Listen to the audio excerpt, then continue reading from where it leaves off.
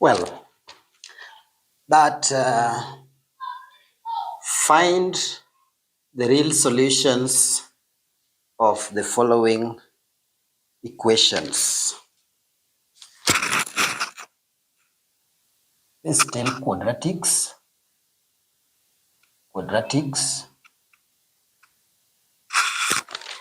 Find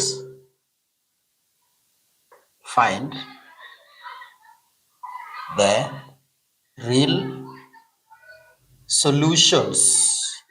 real solutions of the following equations.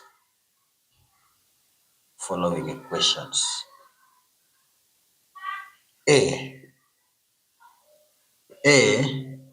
is 2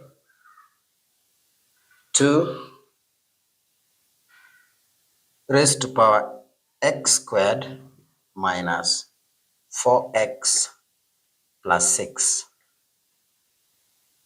is equal to 8. And B is x squared minus 7x plus 11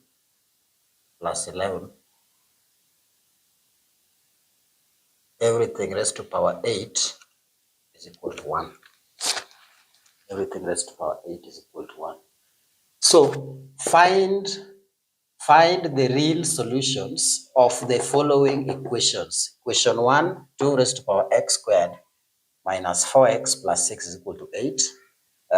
Part B, x squared minus 7x plus 11 raised to power 8 is equal to 1. So we start with part A. So solution, part A, we can put them to the same power.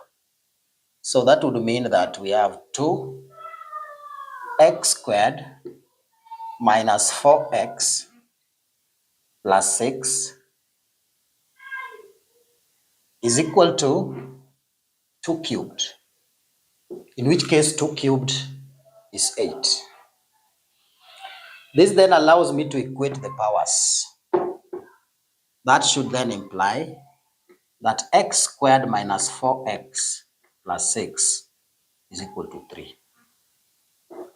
Remembering laws of indices. That then means that I can say x squared minus 4x plus 3 is equal to 0. I want two numbers whose product is 3 and sum is -4. That has to be -1 and -3. So I have here x squared minus x minus 3x plus 3 is equal to 0.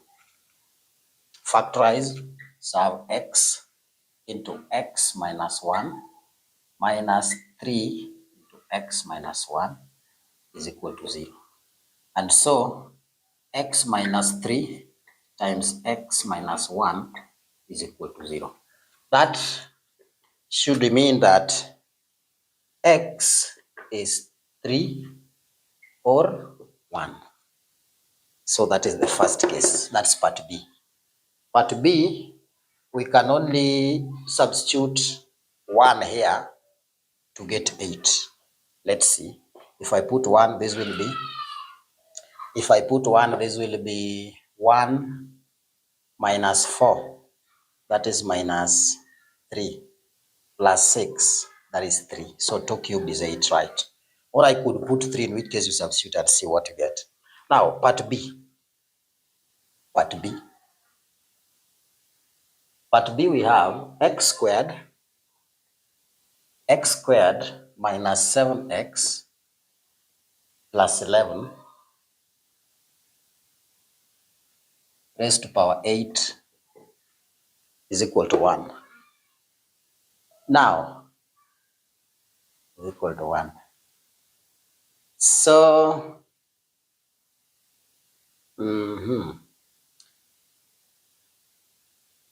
it then means that I can find the 8th root of both ends. That's one thing I can do. I can find the 8th root of this side and the eighth root of that side. So if I find the eighth root either, then I'll be having x squared minus 7x plus 11 is equal to 1. Because eighth root of 1 is just 1. But eighth root of this raised to power 8 is just this. So that gives me x squared minus 7x plus 10 is equal to 0. So I want two numbers whose product is 10 and sum is negative 7. That has to be negative 5 and negative 2. So I have x squared minus 2x minus 5x plus 10 is equal to 0. Factorizing, this gives me, if I factorize, then I should get here x minus 2, then here minus 5 into x minus 2 is equal to 0.